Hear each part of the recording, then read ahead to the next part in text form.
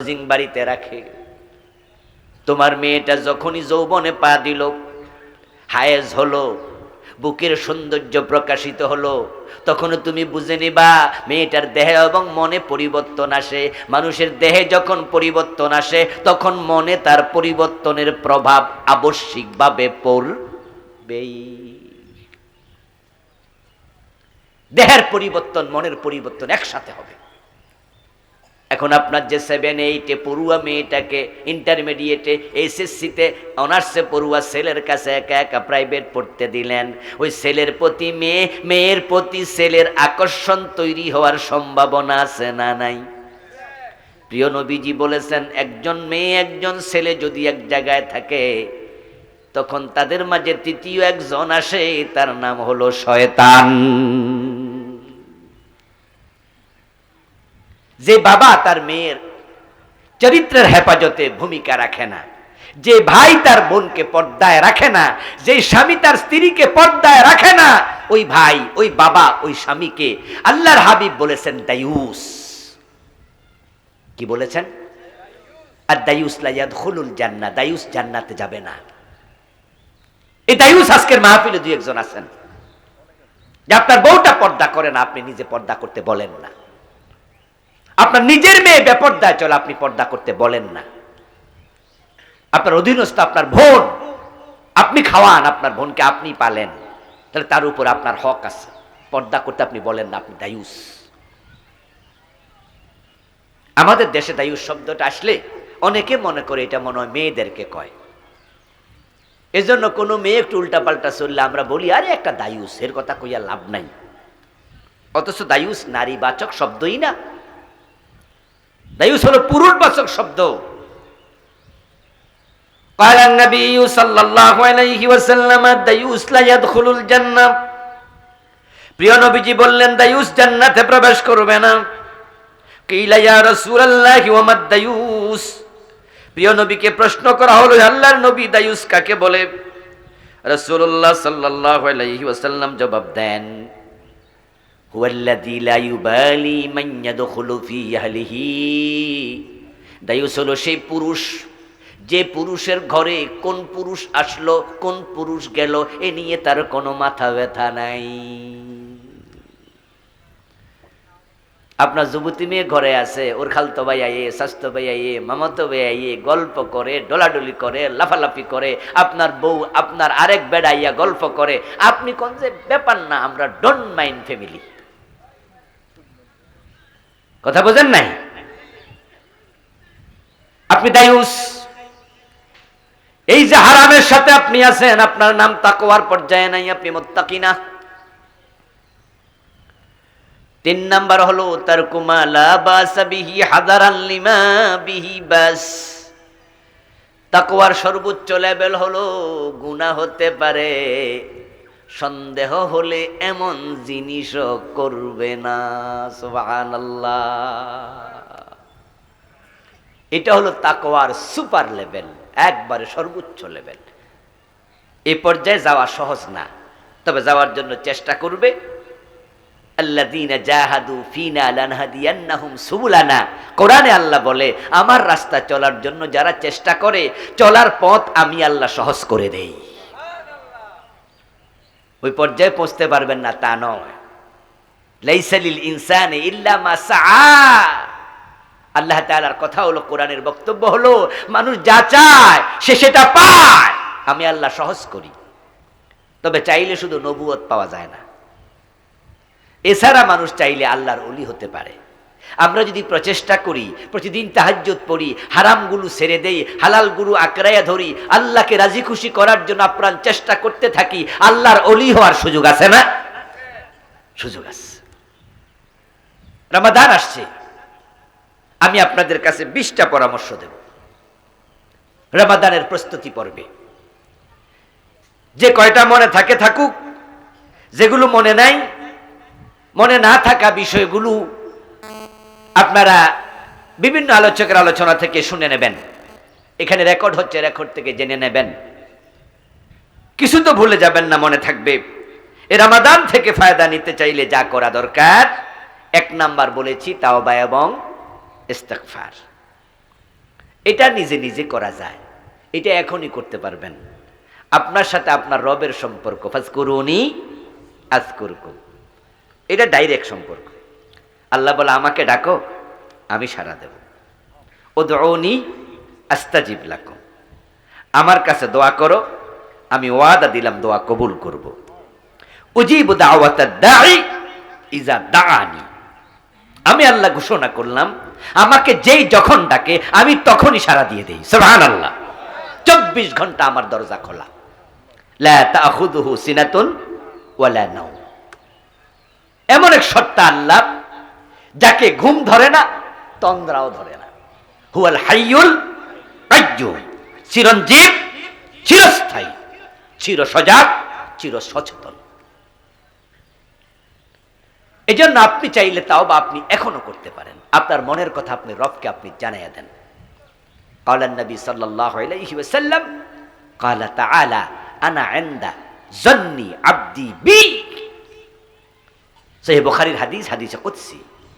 আল্লাহ তাআলা বলছেন হাদিসে কুদসি, আমার বান্দার কাছে আমি ঠিক তেমন, সে আমাকে মনে করে যেমন। ইব্রাহিম আলাইহিস সালাম যখন আগুনে পড়ে যাচ্ছিলেন, তখন নমরুদ মনে করেছে আগুনে পড়তে দেরি, ফুটতে দেরি নাই, জ্বলে পুড়ে ছাই হয়ে যাবে। ইব্রাহিম মনে করেছে আগুন আমার কিচ্ছু করতে পারবে না। আল্লাহ বলে হ্যাঁ, ইব্রাহিম আমার উপর তাওয়াক্কুল করেছে, আগুনকে আমি ফুল বাগান বানিয়ে দিয়েছি, এসি এয়ার কন্ডিশন বানিয়ে দিয়েছি। 2 নাম্বার পরামর্শ, রমাদান কোরআনের মাস। এজন্য রমাদানে কোরআনের সাথে সম্পর্ক করবেন বেশি। কোরআন নাজিলের কারণে রমাদানে একটা রাতের দাম বেড়ে 1000 মাসের চেয়ে বেশি হয়ে গেছে। ওই রাতের নাম লাইলাতুল কদর। রমজানের কয় তারিখ? জোরে বলেন কয় তারিখ? মাশাআল্লাহ। যাক, এই যে ওয়াজে অনেকে কয় ওয়াজে তো কোনো লাভ নাই, কয় ওয়াজ কইরা কি লাভ? আমি বলি না, এই কথাটা একবারে বাজে কথা। আমরা যখন ওয়াজ শুরু করছি, মানুষের মাঝে পরিবর্তন আসা শুরু করছে। আজ থেকে 20 বছর আগে এই প্রশ্ন যদি বাংলাদেশে করা হতো শবে কদর কয় তারিখে, সবাই বলতো 27 তারিখ। এখন কিন্তু 1-2 জন বলছে, বাকিরা বলছে রমাদানের শেষ দশকের বেজর রাত। ওয়াজে লাভ আছে না নাই? আমরা আলেমরা আপনাদেরকে এগুলো শোনাচ্ছি। একসময় বাংলাদেশে 27 তারিখ কে মনে করতো এটাই শবে কদরের রাত। এই রাইতে পাবলিক খুঁটা মাইরা দিত। এর আগে যে কিছু বেজর রাত আছে, পরে যে আছে, এগুলাতেও শবে কদর হতে পারে, এই এলেমটাই মানুষের ছিল না। আমার বন্ধু, রমাদানের শেষ দশকের প্রতিটা বেজর রাত আপনার ইবাদতের জন্য যেন নির্ধারণ করা থাকে। কারণ প্রিয় নবীজি বলেছেন লাইলাতুল কদর ইন্নাহা ফি রমাদান ফি আশরিল আওয়াখির মিন রমাদান ফিল বিতির মিনাল আশরি মিন আখির মিন রমাদান। প্রিয় নবীর বক্তব্য ভিন্ন ভিন্ন হাদিসে ভিন্ন ভিন্ন রকম। লাইলাতুল কদর রমজান মাসে, লাইলাতুল কদর শেষ দশকে, লাইলাতুল কদর শেষ দশকের বেজর রাতে। তাই তাহাররু লাইলাতুল কদর, তোমরা লাইলাতুল কদর তালাশ করো। যে ব্যক্তি রাতের ফজিলত পাবে, এক রাত ইবাদত করলে 1000 মাস লাগাতার, 83 বছরের বেশি যদি কেউ লাগাতার ইবাদত করত, যত সওয়াব পেত আল্লাহর চেয়ে বেশি সওয়াব এক রাতের ইবাদতে দিয়ে দেবেন। এজন্য আপনারা শেষ দশকে শবে কদর তালাশ করবেন। কোরআনের কারণে এই রাতের দাম বেড়ে গেছে। এই কোরআনের কাছে রমাদানে যাবেন। যারা কোরআন পড়তে পারেন না, তারা আল্লাহর রাসূলের মামলার আসামি। এই আসামির তালিকা থেকে নিজের নাম এ রমাদানে কাটাবেন। যারা কোরআন পড়ে না, কোরআন পড়তে পারে না, আপনাদের কাছে একটু জবাব চাইবো, আপনাদের জবাবের আলোকে বাকি ওয়াজ। যারা কোরআন পড়ে না, কোরআন পড়তে পারে না, তারা কি কোরআন ধরেছে না ছেড়েছে? আর যারা এই কোরআন ছাড়বে, কোরআনে আছে আল্লাহ নিজে বলেন তাদের বিরুদ্ধে আমার নবী মুহাম্মদ আমি আল্লাহর কাছে মামলা দেবে। বাংলাদেশের লোকেরা রাসূলের সুপারিশ পাবে আখেরাতে, এই আশায় কিন্তু মোছে তেল দিচ্ছে, জান্নাতের কাঁঠাল খাবে, কষ্ট যেন না লাগে। কিন্তু রাসূল যে আবার মামলা দেবে এটার খবর নাই। রাসূলুল্লাহ মামলা দেবে, আল্লাহ নিজে বলে ওয়াকালার রাসূলু ইয়া রাব্বি ইন্না কওমি ইত্তাখাযু হাযাল কুরআনা মাহজুরা। ও আমার রব, আমার জাতি, আমার উম্মত অমুক অমুক অমুক নাম ধরে ধরে মামলা দেবে। আমার রেখে আসা কোরআন সে প্রত্যাখ্যান করেছে, সে ছেড়ে দিয়েছে, সে গ্রহণ করে নাই। এই কোরআনের প্রচারে আমি দাঁত দিয়েছি, রক্ত দিয়েছি, 3 বছর লাগাতার আমি শিবে আবি তালেবে জেল খেটেছি। ওহুদের ময়দানে আমার মাথায় হেলমেট ভেঙে ঢুকেছিল, 3 ঘন্টা বেহুশ থেকেছি। এই কোরআন আমার এই উম্মতটা সে একবার পড়েও দেখে নাই, সে ছেড়ে দিয়েছিল, গ্রহণ করে নাই। এই জন্য রাসূলের মামলা থেকে বাঁচতে হলে আপনি কোরআন পড়ুন, কোরআন শিখুন। কোরআন শিখা নফল না ফরজ? আল্লাহর যত ফরজ বিধান আছে 1 নাম্বার নাজিল হয়েছিল যে শব্দ, ওই শব্দটা কি ছিল? ইকরা বিস্মি রাব্বিকাল্লাযী খালাক। ইকরা শব্দের বাংলা অর্থ কি? পড়ো। ইংরেজি পড়ার লাগা কইছে? আল্লাহ ইতিহাস ভূগোল পড়ার লাগা কইছে নাকি কোরআন পড়তে বলছে? তলাবুল ইলমি ফরিদা আলা কুল্লি মুসলিম। কোরআন শিখুন, সন্তানকে কোরআন পড়ান। কোরআন বড় সহজ কিতাব। এই পৃথিবীতে কোরআনের চেয়ে সহজ আর কোনো কিতাব একটাও নাই। আল্লাহ এই কোরআনকে এত সহজ করছে, মানে বিস্ময়কর, আশ্চর্য। এটা আল্লাহর একটা সুন্নাহ, আল্লাহর একটা নিয়ম, যে জিনিস যত বেশি প্রয়োজন আল্লাহ সেটাকে করো ততই সহজ। যেমন বেঁচে থাকার জন্য অক্সিজেনটা, এটা কেমন গুরুত্বপূর্ণ বলেন তো? অক্সিজেন না থাকলে আমরা বাঁচতাম? এজন্য পৃথিবীর কোন জায়গায় অক্সিজেন নাই বলেন তো? আমরা যত জায়গায় আছি, মরুভূমির মাঝখানে অক্সিজেন নাই? আপনি যেখানে অক্সিজেন সেখানে। আল্লাহ বাতাস ছড়াই দিছে, বাতাস অক্সিজেনকে তামাম দুনিয়াতে সব জায়গায় ছড়াই দিচ্ছে।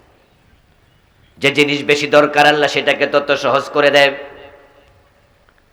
আমার দোস্ত, কোরআন যেহেতু ফরজ তাই এটাকে আল্লাহ সহজ বানাইছে। মাত্র 7 বছর বয়সে, 8 বছর বয়সে 30 পারার হাফেজ এমন বাংলাদেশে আছে না নাই? তো কঠিন হইলে মুখস্থ করলো কেমনে? ইরানে দেখলাম একটা ছোট্ট বাচ্চা, বয়স 3-3.5 বছর, সে কোরআনের হাফেজ। ভিডিওতে দেখলাম বাবা তার পাশে চেয়ারে বসে মাইক সামনে কোরআন পড়তেছে। কোরআন পড়তে পড়তে সইরা যায়, তখন বাবা ধাক্কা মাইরা মাইকের সামনে নেয়। এত ছোট, এই যে সইরা গেলে মাইকে আওয়াজ হয় না, এইটা বুঝার বয়সী হয় নাই। 2 চোখ অন্ধ, 30 পারার হাফেজ এমন বাংলাদেশে আছে না নাই?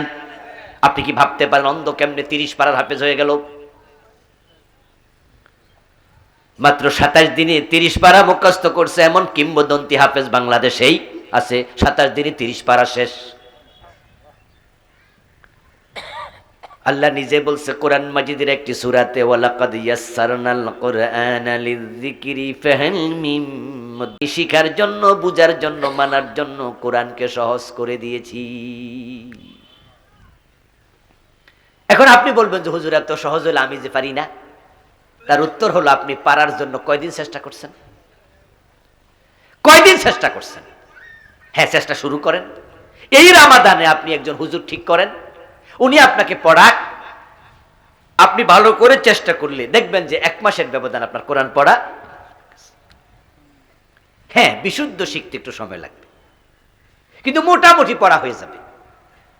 আলিফ বা তা সা অক্ষর হলো মাত্র কয়টা? 28টা 29টা।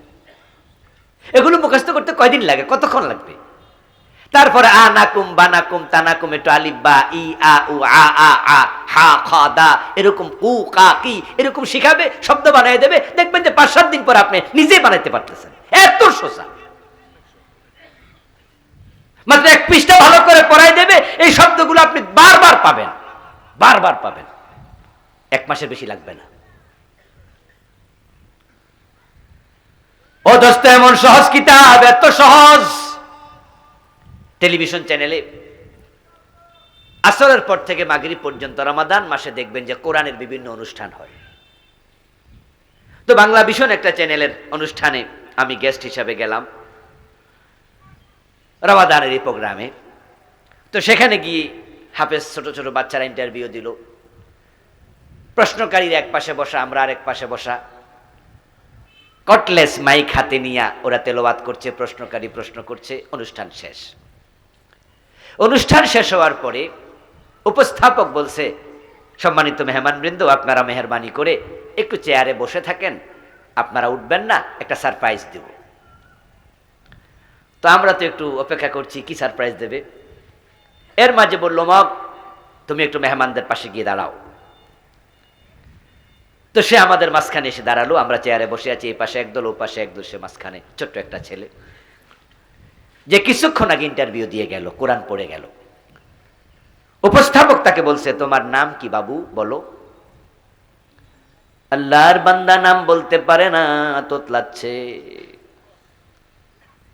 নিজের নামটা উচ্চারণ করতে তার দারুণ কষ্ট হলো, তারপরে তোতলায়া তোতলায়া নামটা বললো। অত সে কয়েক মিনিট আগে কোরআন পড়লো, সে যে তোতলা আমরা টেরই পাই নাই।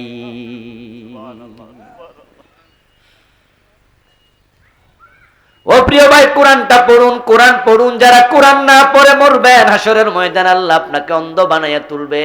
ও নাহশুরুহু ইয়াউমাল কিয়ামাতি আমা ওমান আরাদা আন যিকরি। আমার কোরআন যে ত্যাগ করেছে, বলতে বলতে সামনে গিয়ে আল্লাহ বলে, আমি তার অন্ধ বানাইয়া তুলবো। হাসরের দিন, শেষে দিন বলবে, লিমা হাসারতানি আমা ওয়াকাদ কুনতু বাসীরা। আল্লাহ, আমাকে আপনি অন্ধ বানালেন কেন, আমার তো চোখ ছিল। আল্লাহ বলবেন, কাযালিকা আতাতকা আয়াতুনা ফানাসিতাহা ওয়া কাযালিকাল ইয়াউমা তুনসা। তোমার কাছে আমার কোরআন, আমার আয়াতগুলো গিয়েছিল, তুমি সেদিন পড়নি, বিস্মৃত ছিলে। তোমার মতো বান্দা আমার দরকার নাই, আমি আল্লাহ আজকে তোমাকে ভুলে গেলাম। রাসূল বলে, আল্লাহ বলে, রাসূল দেবে মামলা, আর আল্লাহ বলছে আমি তুলব অন্ধ বানাইয়া, যে কোরআন ছেড়ে দিয়েছো। এই 52 বছর ধরে যারা বাংলাদেশ চালাচ্ছে, তারা চাইলে কি প্রাইমারি স্কুলে কায়দা ঢুকাইতে পারতো না? হাই স্কুলে কি 100 নাম্বার কোরআন ঢুকাইতে পারতো না? ইংরেজি ঢুকাইছে 200 এসএসসিতে, বাংলা ঢুকাইছে 200, অঙ্ক ঢুকাইছে 300 না 200, বিজ্ঞান ঢুকাইছে 300, নতুন নতুন কম্পিউটার সায়েন্স, স্বাস্থ্য বিজ্ঞান, শারীরিক বিজ্ঞান, এইটা সেটা, ভূগোল, ইতিহাস, কত কিছু। কিন্তু কোরআন শরীফ ঢুকাইছে কয়শো? ঢুকায় নাই। এই 52 বছরে যারা দেশ চালাচ্ছে, তারা কি কোরআন ধরেছে না ছেড়েছে? সবগুলো মামলার আসামি হবে, সবগুলো আল্লাহ অন্ধ বানাইয়া তুলবে। এই দেশে যারা স্কুল কলেজে বেতন দেয়, এই বেতনের টাকা সরকার দিচ্ছে। সরকার কি বাপের ঘরের টাকা দেয় না মুসলমানের ট্যাক্সের টাকা? 92% আমরা মুসলমান, আমাদের ট্যাক্সের টাকা, আমাদের ভ্যাটের টাকা সরকার রাষ্ট্র চালায়। মন্ত্রীরা বেতন নেয়, এমপিরা বেতন নেয়, সচিবরা বেতন নেয়, টিচাররা বেতন নেয়। মুসলমানের সন্তান, মুসলমানের টাকা। তোমরা যদি সরু সরাইয়ের বইয়ের সাথে, এবিসি বইয়ের সাথে আলিফ বা তার কায়দা ঢুকাইয়া দিতা, আমার বাচ্চারা যেমন রিডিং বাংলা পারে, ইংরেজি পারে, তারা ক্লাস 1-2 পাস করলে রিডিং কোরআন শরীফ পড়তে পারত। ঘরে ঘরে কোরআনের আলেম তৈরি হয়ে যেত। একজন হুজুরের বেতন দেওয়ার টাকা নাই, নাকি দেয়ার মানসিকতা নাই? আপনারা জবাব দেন, টাকার অভাব না মানসিকতার অভাব? আল্লাহ অন্ধ বানাইয়া তুলবে তোমাকে। আল্লাহকে ভয় করো, আল্লাহকে ভয় করো, আল্লাহকে ভয় করো। আলা কুল্লুকুম রাইন ওয়া কুল্লুকুম মাসউলুন আন রাইয়াতিহি। প্রিয় নবীজির হাদিস, তোমরা সবাই দায়িত্বশীল, তোমাকে তোমার দায়িত্বের ব্যাপারে কিয়ামতের দিন প্রশ্ন করা হবে। সরকারের বিরুদ্ধে কইয়া দিলাম, মনে মনে খুশি, কইছে যাক, পরে পরের কান্দে যাক। কিন্তু এবার আপনাকে বলছি, আপনি বাবা, আপনার 4টা সন্তান, একটারও কোরআন শিখান নাই, হাসরের দিন আল্লাহ আপনারেও ছাড়বে না, কারণ আপনিও তো সন্তানের দায়িত্বশীল বটে। বাবা তার সন্তানদেরকে কোরআন শিখায় নাই, ডাক্তার বানাইছে, ইঞ্জিনিয়ার বানাইছে, প্রফেসর বানাইছে, এমন বাবা এই সমাজে আছে না নাই? সন্তানকে কোরআন শিখায় না। আপনারা অনেকে আছেন, আত্মসমালোচনা করুন, আপনার সবগুলো বাচ্চা আল্লাহর কোরআন পড়তে পারে কিনা। যদি না পারে তাহলে আপনি মামলার আসামি হবেন। আল্লাহ আপনাকে সেদিন ধরবে যে কেন আমার কোরআন শিখাইলা না। আরে সুম্মা লাতুসআলুন্না ইয়াওমাইযিন আনিন নাঈম, কিয়ামতের দিন আল্লাহ নেয়ামতের ব্যাপারে জিজ্ঞাসা করবে। এই নেয়ামত দিয়েছি, তার ব্যবহার কেমন করেছো, জবাব দাও। আল্লাহ প্রশ্ন করবে। আমাদের বর্তমান সরকারের একজন মন্ত্রী আছেন, প্রভাবশালী মন্ত্রী, উনার কোনো সন্তান নাই, নিঃসন্তান, নাম বললাম না আমি। ক্ষমতার দিক থেকে 1 ক্লাস, টাকা পয়সার অভাব নাই, কিন্তু আল্লাহ একটা সন্তান দেয় নাই। আচ্ছা, উনি কি ক্ষমতা দিয়া, টাকা দিয়া উনার পেটের, বউর পেটে একটা সন্তান ঢুকাইয়া বাইর করতে পারবে? আর আপনি রিক্সাওয়ালা, আপনার 3টা সন্তান আল্লাহ দিয়ে দিচ্ছে।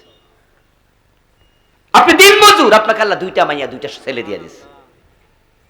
আচ্ছা, আল্লাহ যদি চাইতো ওই মন্ত্রীর মতো আপনার নিঃসন্তান বানাইতে, আল্লাহ কি পারত না? আপনার যে এত বড় নিয়ামত দিয়া দিল। ও দোস্ত, হাসরের দিন আল্লাহ তাআলা আপনাকে বলবে, এত সুন্দর কোরআন নাজিল করলাম, একটু পড়ে দেখলি না কেন? জবাব দে। চোখ দিয়েছিলাম কেন? ফেসবুক চালানোর লাগিয়া, জি বাংলা চাওয়ার লাগিয়া। আল্লাহর কোরআনের পাতায় চোখ বুলাইলি না। ঠোঁট আছে, জিহ্বা আছে, জবান আছে, কথা বলতে পারে না, এমন এমন বোবা মানুষ জমিনে আছে। চাইলে তোরে বোবা বানাইতে পারতাম, তোরে জবান দিয়েছি কোরআন পড়ার জন্য, পড়লি না। কান আছে, শোনে না, এমন বধির আছে, দেন্দা আছে, আমি তোরে বানাইতে পারতাম, কিন্তু তুই হুজুরের ওয়াজ শুনতে গেলি না, শুনলে আবার মানলি না। ওয়াজের কথা শুনলে বিরক্ত হয়, এমন কিছু জালেমও আছে না নাই? কাই দূরে সব করে লাভ কি? যাক, জানতো মিয়া, জ্বালাইলেন মিয়া, জ্বালাইলেন। বারবার দোকানের মাঝে এসে কয়, ওয়াজ, টাকা দেন, টাকা দেন, টাকা দেন। জানতো, ভালাই লাগে না। এই প্রিয় ভাই, আপনার দোকানে যারা টাকার জন্য বারবার গেছে, ওয়াজের টাকা, ওই বেড়ারা কি নিজেরা খাইব? পেটের জন্য গেছে? এই যে আজকের মাহফিল যারা এখানে করলো, যুবকেরা মিলে, এলাকার মুরব্বীরা, মাহফিলে যদি 10,000 টাকা অতিরিক্ত থাইকা যায়, বাক করে খাই লেবো নাকি? কি মনে হয় আপনাদের? বরং তারা এটা জমা করবে, আগামী বছর খরচ করবে, অথবা মক্তবে দেবে, বা মসজিদে দেবে, ভালো কোনো কাজে লাগাবে। তাহলে এই লোকেরা যে আপনার দোকানে টাকার জন্য গেছে, নিজের পেটের জন্য গেছিল? ইসলামের জন্য গেছে। হ্যাঁ, আপনি দিতে দিতে বিরক্ত হন না? ভিক্ষুকের দিকে তাকাইয়া দেখেন, সে কিন্তু আনতে আনতে বিরক্ত হয় না। বাজারে যদি 100টা দোকান থাকে, আর প্রতি দোকানে গেলে 10টা করে টাকা দেয়, ভিক্ষুক কিন্তু 100 দোকানে যায়, সে হাঁটতে পারে না, লাঠি দিয়ে বট দিয়া দিয়েও যায়। আর আপনি তো এক জায়গায় বসে দিচ্ছেন। আচ্ছা, আল্লাহ চাইলে কি ওই ভিক্ষুকের জায়গায় আপনার জায়গায় তারে বসাইতে পারতেন না? কতক্ষণ লাগে আল্লাহ? কতক্ষণ লাগে?